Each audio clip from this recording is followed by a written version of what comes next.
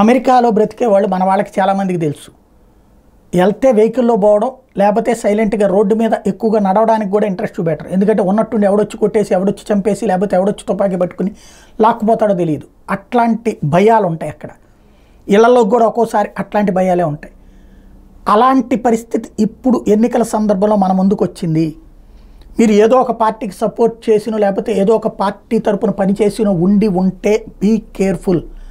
మీ పార్టీల పరమైన గొడవ కాదు. ఇప్పుడు ఎస్పెషల్లీ పల్నాడు, రాయలసీమ రౌడీల నాయకుల యొక్క అనుచరులు, కార్యకర్తలు అలర్ట్గా ఉండండి. వాళ్ళ కుటుంబాలు అలర్ట్గా ఉండండి. ఏ క్షణమైన విధ్వంసం సృష్టించేందుకు అసాంఘిక శక్తులు సిద్ధంగా ఉన్నాయి. ఆంధ్రప్రదేశ్లో రీపోలింగ్ వైపుకి తీసుకెళ్లాలన్న ప్రయత్నంలో, కుట్రలో భాగమే ఈ హింసాకాండలు. ఓటింగ్ ఇంత పెద్ద ఎత్తున జరగటం అన్నటువంటిది భయాందోళనకు గురి చేస్తున్నది ఒక వర్గానికి. ఆ భయాందోళనల కారణంగా మళ్ళీ ఇక్కడ అల్లకల్లోలో అరాచకం సృష్టించేసి ఇలాంటి పరిస్థితులు ఎన్నికలు జరిగినాయి అన్నటువంటి పేరుతో అవసరమైతే న్యాయస్థానాల దగ్గరికి వెళ్ళడం, లేకపోతే ఎన్నికల సంఘం ద్వారా ఒత్తిడి తెచ్చైనా సరే మళ్ళీ ఎన్నికలు జరపాలన్నటువంటి ప్రయత్నాలు జరుగుతున్నాయి. ఎందుకంటే ఇప్పుడు జరుగుతున్న హింసాకాండ అడ్డు లేకుండా పోతుంది. ఈ సందర్భంలో తలలు నరుక్కోవడం, లేదా తల మీద దాడులా, లేకపోతే ఒంటి మీద బ్లడ్డా, ఇవన్నీ చూడాల్సిన పరిస్థితులు వచ్చినాయి. మళ్ళీ పాత రోజుల దగ్గరకు వచ్చింది.